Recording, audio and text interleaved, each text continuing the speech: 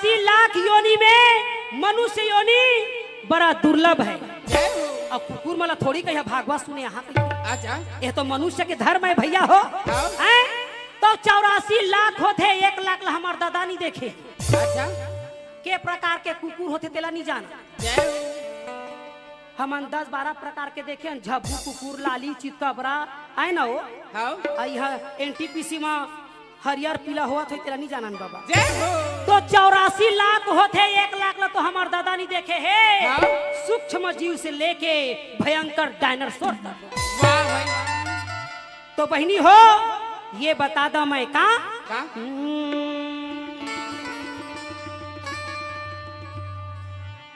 आदमी हम मरते तो आदमी जन्म पाथे कि नहीं पाए। कई जन मन कथे दीदी 84 लाख योनि में मनुष्य योनि एक बार आथे तो वह तोर चाल में आथे। अरे भैया आमा के पेड़ में आमा फरही और सीजन नहा के बाद कहूँ कई केरा फरे तो हमार दादा के नहीं लगा। तो आदमी हम मरते तो आदमी जन्म पाथे और भगवान जानते कि आदमी हो के भी भागवत सुने नहीं आए, कथा सुने नहीं आए, न सभा में ताली बजाए नहीं आए। तब भाई गे टारो कथे कुकुर भी जन्म जैन धर्म के चीज में सहयोग प्रदान दान पुण्य नहीं करे वही आदमी हाँ जीव में भटकत। और जैन मनुष्य अपन परिचय देते हुए भागवत में आते सहयोग प्रदान करते दान पुण्य करते यज्ञ करते जैन फ्री में कैमरा चलाए आते ते मतलब भगवान हाँ जय तो खाही का बेचारा मैं तो भेजवा था चौला जय 1 रुपया किलो में बटवा था तेन फोका जय तो कथे का हे परमात्मा ये ऐसे युद्ध चला थे जैसे आने वाले प्रलय आजा ना हो जाए। तो कथे जब प्रलय हो जाही तब हार और जीत काखर हुई ये तो समझ नहीं आई। तो तीसरा दिन तक कथे तुम सफल है पागल हो भैया। अरे जहाँ धर्म है वहाँ कृष्ण और जहाँ कृष्ण है वहाँ विजय होने में संदेह नहीं। भोला ला पूछे पार्वती वो सकला पूछे पार्वती।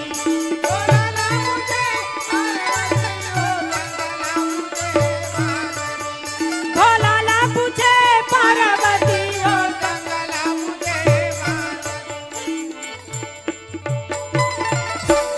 ए पार्वती ते कौन कोती ध्यान देवे श्रीपद कोती ladies and gents ladies and gents तयमान अलग अलग क्यों बैठा है इसे कहा।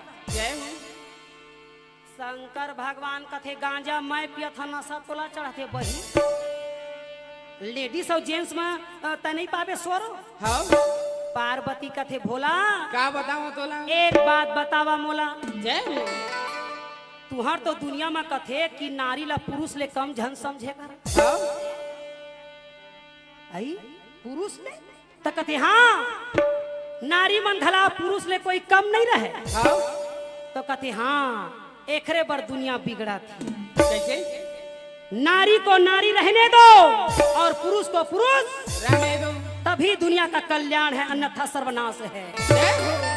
तो कैसे कैसे ये संसार में अत्याचार होते तो काबर होते काबर तुम गोड़ के ला मुड़ में पहना था तो नहीं जय आगे कथम बताऊं का हो ही तेला अत्ता कर महफिल में नारी और पुरुष तोला समझ नहीं आते तो कथे नहीं आते काबर काबर नारी नारी मत कहो नारी नर की शान और नारी से नर होता है ध्रुव प्रहलाद।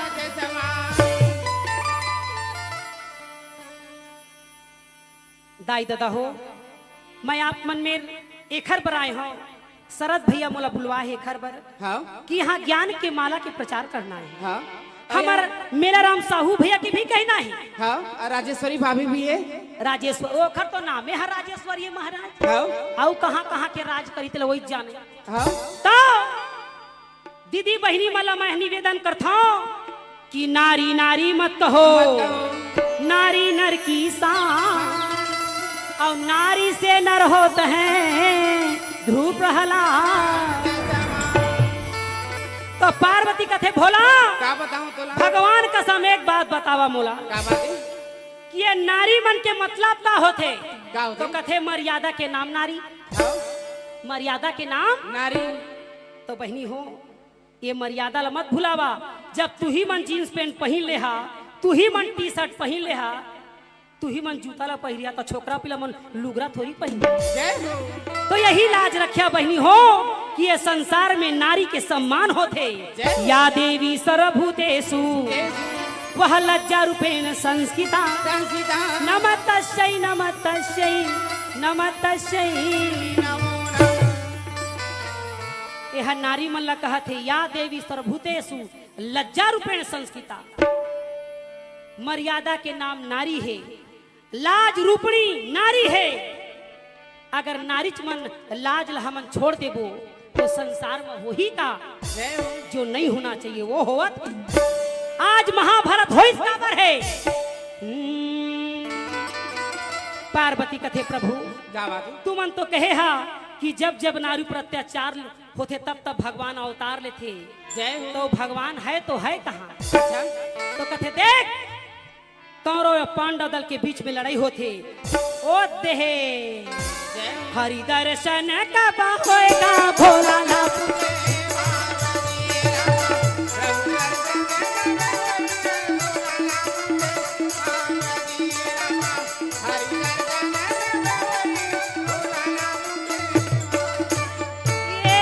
ये कतरबा यो पांचों भाई पांडव है भोलानाथ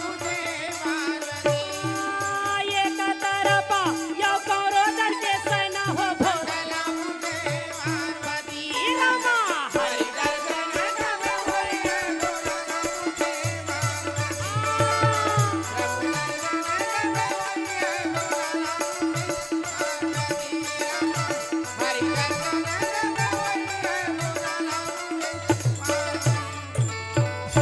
ये तरफ तो कर्ण अर्जुन के माते लड़ाई है और दूसरी ओर भीमसेन हाथ में गदा लेके मचलत भीमा से आगे चल भैया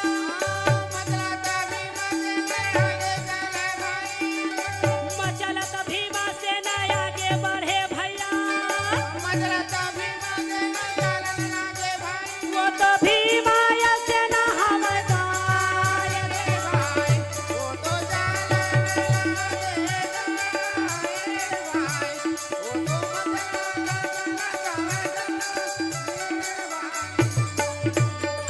भीमसेन दोनों सेना के बीच में घुस गए हाँ?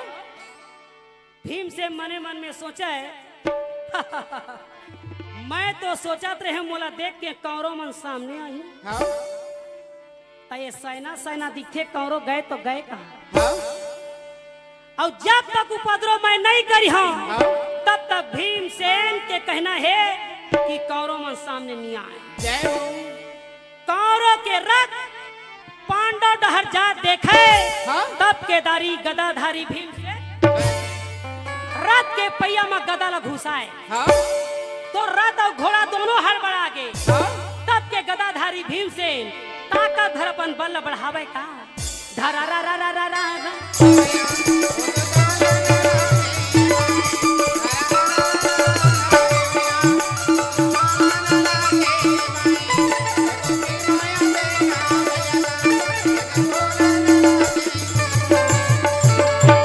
भीमसेन जब हाथ के रथ के गदा ला जब रथ के ऊपर फेंके हाँ?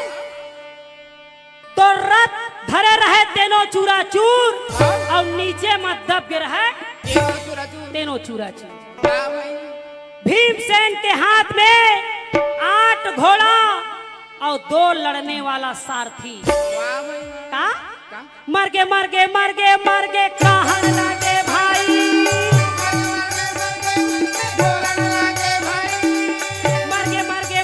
मर गे कहन लगे भैया ये दोनों दल में मर गे कैसे कहन लगे ये भाई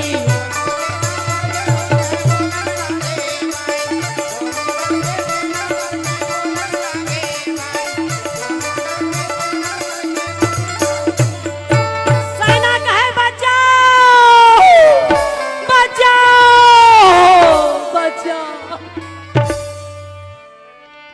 बेचारा नीचे में दबे रहे तेरो मन कथे हमला बचाओ बचाओ। भीमसेन कथे बचाने वाला कम से कम सामने मत तो बुला। जय हो।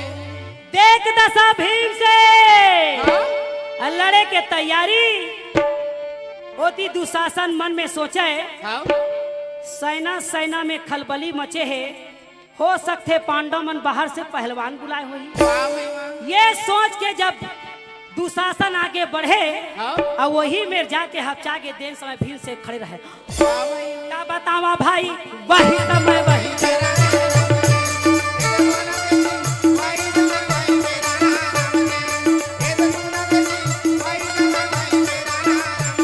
भीमसेन मारे के तैयारी जब करे तो दुशासन कहे बाप रे बाप। अच्छा। मैं तो सोचत रहे पांडव मन बाहर से पहलवान बुलाए हो ही।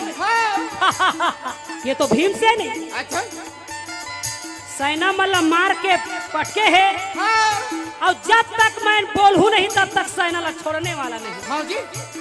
पीछे तरफ से दुशासन अच्छा। भीमसेन अरे मारे चिल्ला के अब बोलेगा कहना मानो हमार भाई।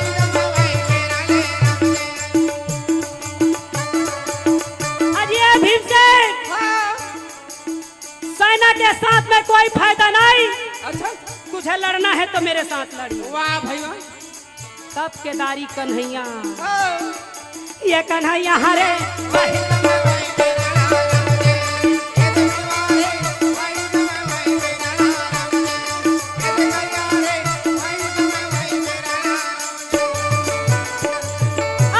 भीमसेन सेना के साथ में मां कसम कोई फायदा नहीं। अगर तुझे लड़ना है तो मेरे साथ लड़िए। भीमसेन दुशासन के बोली न सुन के पीछे पलट। वाह भाई। आज 17वां दिन के लड़ाई में तोर मोर मुलाकात हो है तो ये सेना मल मार के मैं का करूं, धक्का मार के कहे जाओ काय बकुर बकुर मुला देखा। वाह भाई। हाँ जी। अरे मोर संग तो लड़ने वाला मोर सामने में आगे है। बोल दुशासन कैसे लड़ाई लड़बे। अच्छा। दुशासन कहे बाप रे बाप, गदा युद्ध कहा था तो गुरु दोड़ा में सीखे तो सीखे भैया बलराम में जाके अलग जाके। वाह भाई। तो गदा युद्ध में तो बिल्कुल भीम के सामने जीरो। वाह। तो गदा युद्ध नहीं भैया, लड़ना है तो मैल युद्ध हो जाए। भीमसेन अपन गदा चुपचाप, दुशासन खला अपन गदा वो तो जंघला मिलावा था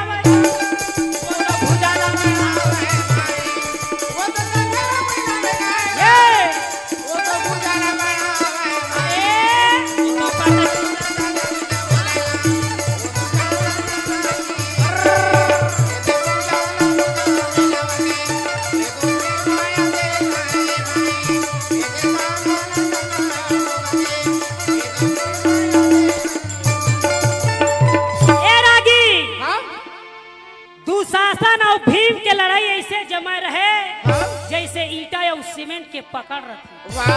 ऐसे ढंग के तेल लगा है। का तेल लगा है? सरसों तेल नहीं, माटी तेल लगा है। लड़ाइया में सरसों तेल नहीं लगा है, का तेल लगा ही। और वो चकचिक चकचिक में फिसले तो कहे तब के धक्के मारे वो तो पटकी के पटका।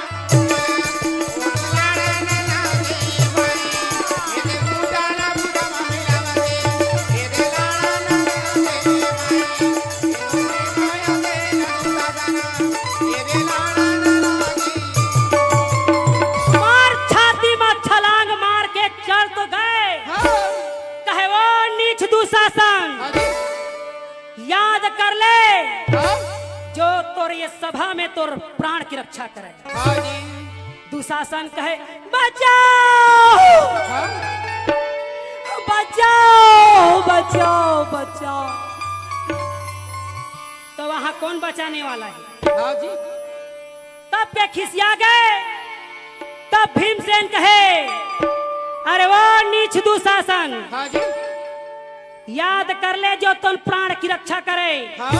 कोई है कौरव या पांडव दल में जो दुशासन की प्राण की रक्षा करे? अर्जुन कहे ले कौरो ला कहे तो कहे पांडव दा ला चिल्लावत। हाँ जी। तो का मैं चूड़ी पहने हाँ जी। हाँ। कृष्ण भगवान ला कहे हे गिरधारी हे बनवारी। हाँ। ये झन दुशासन ला का पछाड़े है भीमसेन अपना अपना शेर समझ। वाह भाई वाह। तो लेके चल तो मुर्रत। हाँ। कृष्ण भगवान कहे अर्जुन तोला भीमसेन के ताकत के अंदाजा नहीं है तो मैं बताऊं। हाँ। तो अर्जुन कहे कैसे क्या बात है? आइए ला नहीं जानो दादा मु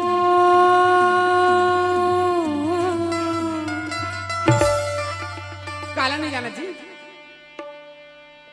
एला हे अर्जुन हे पार्थ ये संसार माया है धूप तो कभी छाया है। जय हो। ये संसार को देखो पार्थ अपने माया के चक्कर में मुझे समझते नहीं है। जय हो। जहां सुख सुविधा और सब सरल होता है वही मनुष्यों का डेरा होता है। जय हो। हे पार्थ ये संसार माया है 2 दिन की जिंदगानी है। इस ज्ञान की गंगा में डुबकी लगा लो पार्थ। समझो जब मुझको लोग जानते हैं तभी मानते हैं। जय हो। जो मुझे नहीं जानते वो नहीं मानते। जय हो। आइए हम नहीं जानन गजामो रथिया के झगड़ा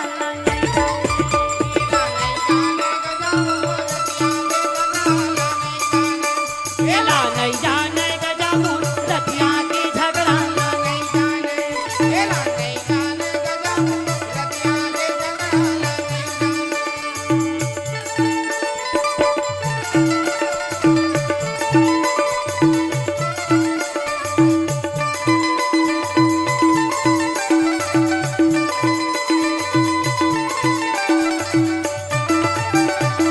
बोल वृंदावन बिहारी लाल की।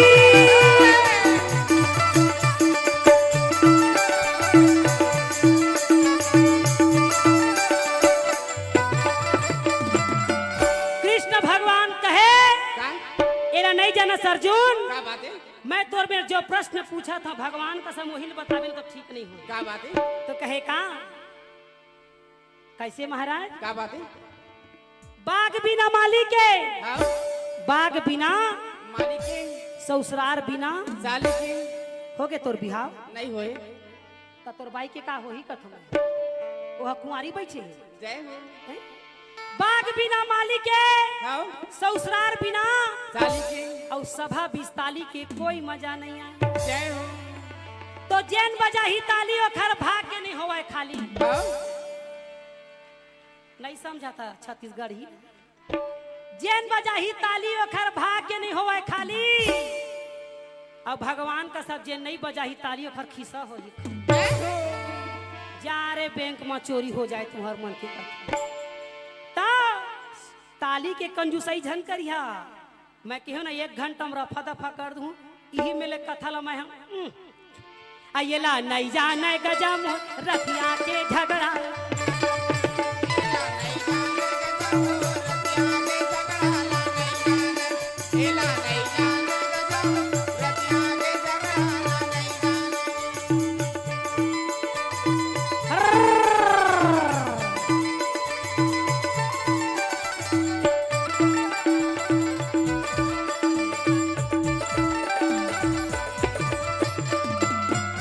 कृष्ण भगवान कहे अर्जुन क्या बात है? सतयुग में एक ठन लड़का हो रही कैसा लड़का? सतयुग में करे हाँ सतयुग में एक ठन लड़का हो रही से हाँ। ओहू लड़का बिन दादा के लड़का दादा। कृष्ण भगवान कथे सतयुग में तो कथे हाँ बिन दादा के लड़का। हाँ जी। तो कथे कैसे तो बिन दादा के लड़का कौन है? कौन है? जेन बता ही तेला इनाम दिए जाए। नोनी पीला मल्ला कथु में कौन कौन भागवत सुनते हाथ उठा। ईमान लेके ओ नहीं सुनाई काई मनो। मैं तो शुरू जाना था सुतेला तो आता पंखा सब सुविधा है यहाँ कूलर मन की है। कई झर मन को कुर्सी में लमाए मच्छर में घुसर के निकल जाते। हाँ और ये तो सुरसा के पिक्चर इखरे मन के देख तो सतयुग माँ काखर लइका है काकर बिन दादा की अयो नोनी उठी तो मैं कथा बता ही कहूँ कहा था जगह बदला थे ओ हाँ वो कूलर के हवा नहीं आते ना मेरे हाँ एती के छोकरा पिला मन आई नो कहा थे ले ठीक कहा तो बता दो कि सतयुग में कौन लड़का है जोर से ताली बजा तभे बजा हाँ ए मना बकाए मोला देखत रथे मूला उफार के हेलो को जनदई काय कहीं ना काय कहत ता कौन लइका सतयुग में नहीं जाना हो कौन लड़का है घर घर माँ हवे गणेश देवता लिहुरा के मैं पैया ए घर घर माँ हवे गणेश देवता लिहुरा के मैं पैया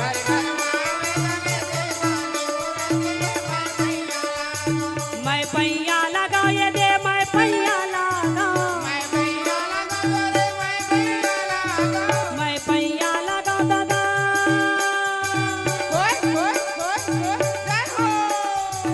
मैं पैया लगा ये दे मैं पैया लगा घर घर माँ हवे गणेश देवता निहुरा के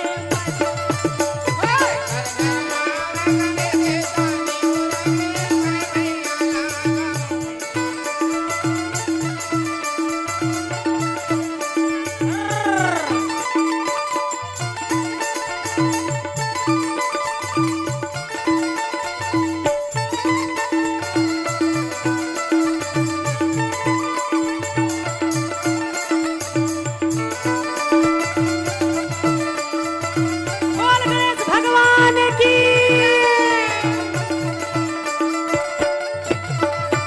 तो सतयुग में गणेश भगवान के जब जन्म हुई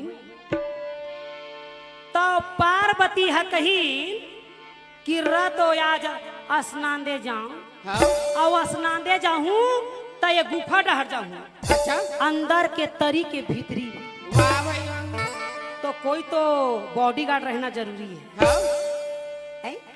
जैसे देवी मन नहाते तो लंगुआ और भैरो रखवार करते हाँ आज भी रतनपुर के नियम है जब देवी के जेवारा ठंडा होई तो भैरो और गिरजाबन में हनुमान जी ला नरियर देह बिना नहीं हो जय हो खबर नारी के रक्षा वही मन करती जय हो तो पार्वती सोचीन कि नंदी महाराज ला बुलाए जाए नंदी महाराज ला बुला के ले आनी हाँ नंदी महाराज ला कथे दुआरी में बैठे बैठे टुकुर टुकुर झांकत रहिबे हाँ। कोनो लयान जान झन देबे हाँ जी। अब बिचारी अंदर में चल दी हाँ आयती शंकर भगवान टेंशन के मारे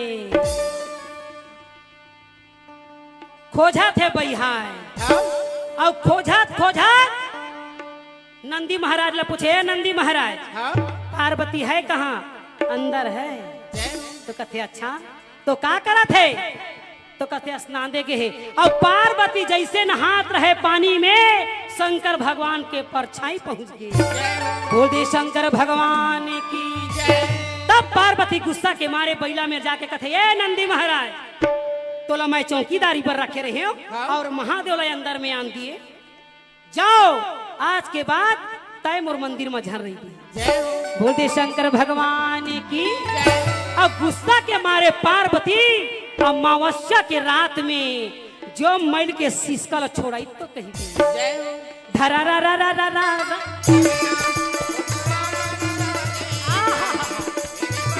मैल छोड़ाते हुए एक पुतला के निर्माण करत है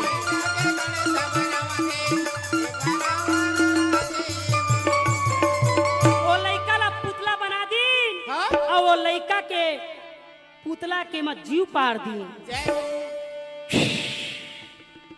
ये पेट वाले है तो भाई के वो महिया पेट कस कहूं तहे मोहब्बत जय हो तो वो पुतला में जीव पार दी हाँ और वो पुतला कथे जो आज्ञा माते ईश्वरी जय हो मैं कौन हूँ पार्वती कथे तय मोर बेटा यस बेटा जय हो का नाम क्या है तो कथे बेटा मैं गौरी हूँ और गौरी अपने गणना से तुमको उत्पत्ति की है।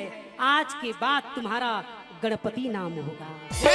बोल दे गणपति महाराज की, क्योंकि गौरी के गणना से गणपति हुआ है। तकथे क्या आज्ञा है? तो एक ही आज्ञा है, जो संतान अपनी माँ की सेवा करता है वो संसार में ऊंचा पद कहलाता है। वही बैकुंठ से ऊंचा गौलोक धाम जाता है। और जिन माँ बाप के सेवा नहीं करे बेटा, चाहे कत्तो यज्ञ पूजा पाठ अश्वमेध करवा लाए, वो नरक के ही अधिकारी होते हैं। क्योंकि जो माँ बाप का इज्जत नहीं करता, जो माँ बाप की सेवा नहीं करता, जिन माँ बाप जबान लड़ा थे, आंख देखा थे, वृद्धा आश्रम में भेजा थे, बोला भीख मंगवा थे, ओखर आत्मा लकलवा थे, वो हमेशा नरक के भागीदार होते।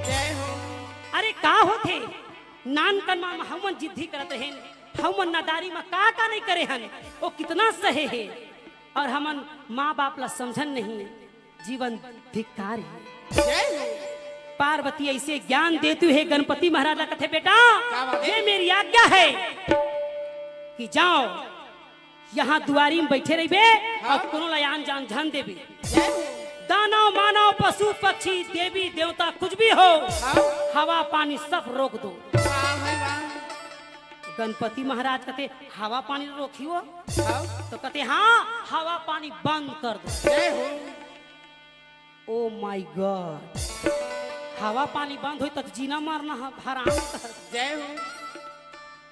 अब बिचारी अंदर चल तो दी और कथे माँ एक थोकन, और जैसे माँ ले कहूँ लड़ाई हो गई था तो मूसल धरा दी, वो कपड़ा कूटे लाला धराइस कथे इन ठठावे अच्छा कथे।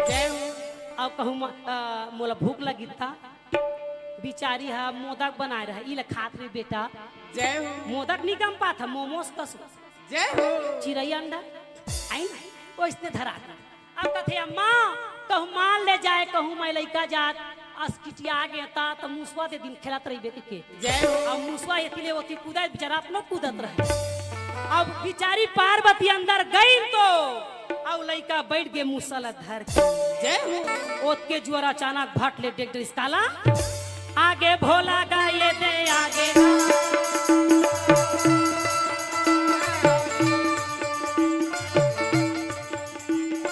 आगे भोला गा वो दे आगे कैलाशपति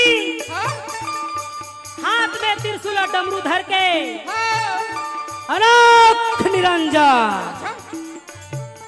लइका देख के बका के दादा ये सरधंग कोने आवत है।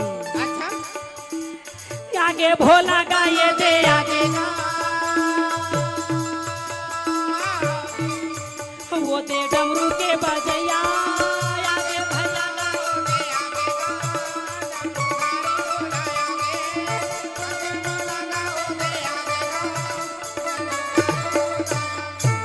अनोख निरंजन। गणपति महाराज कहते ओ बाबा इधर कहाँ आ रहे हो?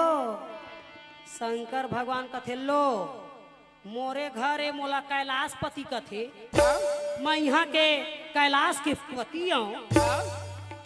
आये मोर पटरी बिगाड़ा थे रे, बीच रोड में चक्का जाम खड़े है शूटिंग वाले करते। जय हो। तो कथे कैसे कैसे? तो कथे तय कौन तेला बता, तो कथे तय पहली बता what is your name, what is your name? तो कहते हाँ माई गौरी पुत्र गणेश। गौरी हा मोरदाई है, पार्वती हा मोरदाई है, शंकर भगवान कथे पार्वती है तो मोरबाई। कहा? तो कहते हाँ पार्वती जब तोरदाई है तब पार्वती हम मोरबाई है। ये आए बाय मत गोठियाओ कह, मेरे दाई के बारे में मत बोलना। अरे मैं तुम्हारा बाप हूँ रे रिश्ता में। कहते वो इसना बाप रहेंगो कह, कोनो भी बाप बन जाओगे यार। हमार दाई बताए नहीं कुछ ना। शंकर भगवान गुस्सा के मारे कहे हटाओ इसको कहा। और टेंशन के मारे फिर कैलाश चल दी। हाँ भोले बाबा का दरबार कैलाश है, भोले बाबा का दरबार कैलाश है, जो भी मांगो सो देने को तैयार है, जो भी मांगो सो देने। भोले बाबा का दरबार कैलाश है, भोले बाबा का दरबार कैलाश है, जो भी मांगो तो देने को तैयार है, जो भी मांगो तो देने को। बंद करो, आज कुछ नहीं मिलने वाला। हाँ टेंशन में हूँ आज कहा थे। अच्छा बैला महाराज का थे क्या टेंशन में हूँ, जरा वो टेंशन को तो बताओ। जय हो। का टेंशन को बताऊंगा, रात दिन चढ़ाऊं तुम्हारे ऊपर नहीं जानते कहा। हाँ जाओ उस बालक को समझाओ, वो लइका ला ओदे रोड में खड़े हेते ला कहा। हाँ लइका ला देखिस बैला हा अम्मा जय हो। अम्मा। जय हो। लइका कथे काय अपन अम्मा ला खोजत आवा थे हरे। हाँ अम्मा कथे आ एक तोर दादा यारी से फिर अम्मा अम्मा कहता। जय हो। सरहा बैला पहुंची तो महाराज धरा रा रा रा रा रा अम्मा।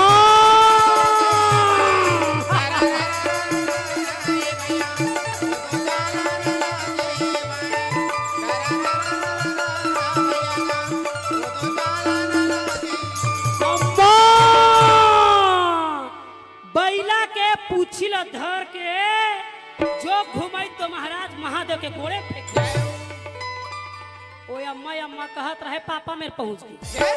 कहते अम्मा शंकर भगवान कहते तोर पापा या बेटा है अम्मा कहाँ न रिया था। बोले अम्मा ला भीड़ आ रहे हैं खोजे लता पापा में ना गए। ओ माय गॉड का करी हा इसने लड़ाई चे कहत थी। हेलो हैं? हाँ जी, यह आयोजन आप फेसबुक पेज में कृति कला साहित्य प्रसार में देख सकते हैं। आप लाइव देखिए, सब्सक्राइब कीजिए, बेल आइकन को जरूर दबाइए। कृति कला साहित्य प्रसार फेसबुक पेज में देखिए। काय सब्सक्राइब करा कथे काओ ये शरद भैया के जी कृति कला साहित्य परिषद। स्प्राइट दबा कथे का दबा दे बटन ला कहत है तो नहीं जय हो। हो। तो शंकर भगवान के गुस्सा ला YouTube में देख देख सकते के हैं, लाइव देखिए यूट्यूब में। तब बोला तो देखा थे यूट्यूब में लाइव प्रसारण। तो ये इंद्र आगे एक ठन हाथी में 12 ठीसो हाँ एक खसको उधर कहा जय हो। वो तिले आगे कौन कौन? ब्रह्मा जी आगे। हाँ ब्रह्मा जी ला कथे गणपति महाराज कथे ए बाबा सियान आदमी हो गए हस हाँ जी। और तो उमर टर के पर के लड़ गए। हाँ अब जा दाढ़ी में छपा के बैठे। वाह भाई वाह। कौन हो तो कथे बेटा मैं सृष्टि रचा था तो सृष्टि ले इतनी झान रचा वो डर जा। जय हो। लड़के हैं लड़कपन करते हैं, सियान आदमी जेखर संग में रहे सियान तेन धरे सबके ध्यान।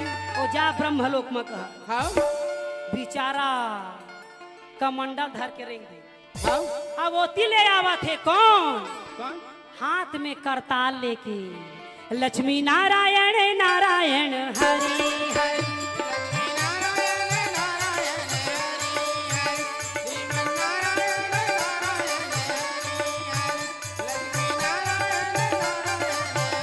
नारायण नारायण